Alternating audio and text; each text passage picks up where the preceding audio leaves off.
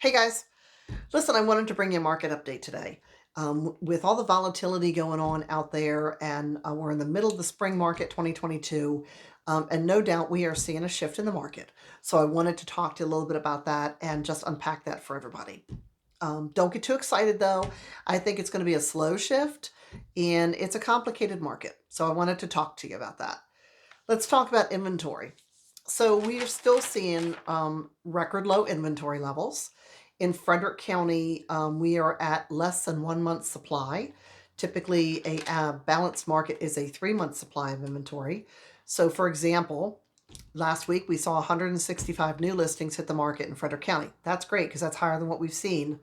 The numbers are tending to go up a little bit. But we still only have 292 resale properties, 126 new construction properties on the market in Frederick County. In Washington County, we have 173 resale properties on the market and 46 that are new construction. And like I said, a balanced market is around 1,600. That's a big difference.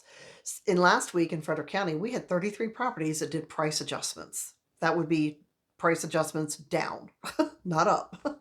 So sellers are having to bring their price down. They've been testing the market for quite a while now, and we're getting a little bit of pushback now from the buyers. So that's an indication too. Buyers out there, I'm not saying that it's your time to take your time or change your strategy when making offers. What I am saying, if it's a desirable property, desirable area, there is still intense competition, and I don't see that changing quickly anytime soon.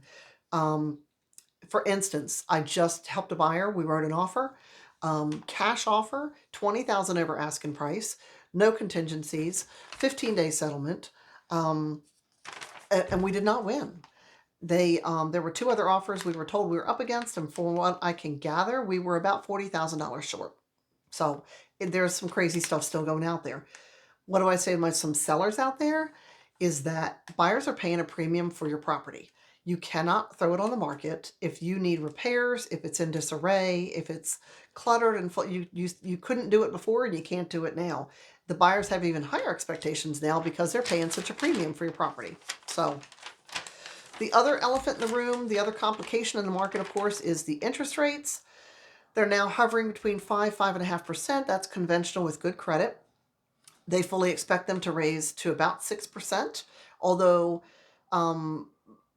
they could adjust down if we get thrown into recession and it's kind of heading that way. They might adjust them back down, but you're still going to end up at 5.5%. They're not going to really go down much further than that from what they're saying.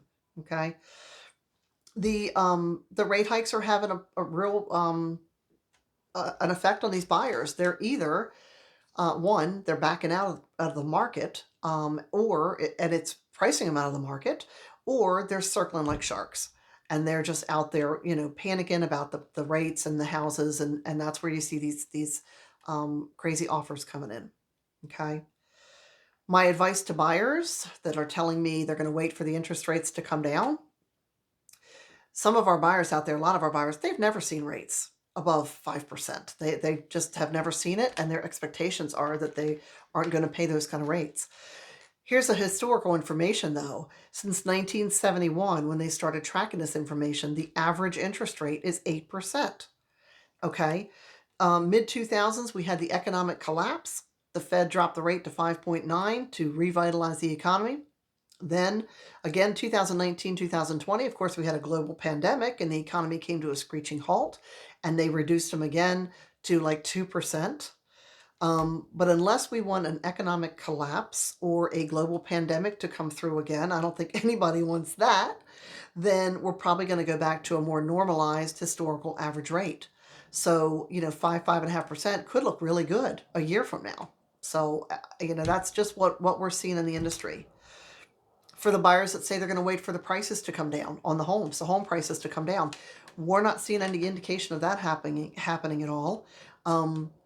They could level out from rising as fast as they have been, more of a slower rise in prices, but they're not saying they're going to come down. If they were to come down, they still wouldn't offset the interest rates that are going to be going up. So, it's not the same market as when we had the housing crash. So we're not going to see how, it's not a bubble. And I've done a video about that. Um, so we're not going to see those prices come down enough to, if they do, to offset these interest rates. Um, so to summarize, yes, the real estate market is shifting.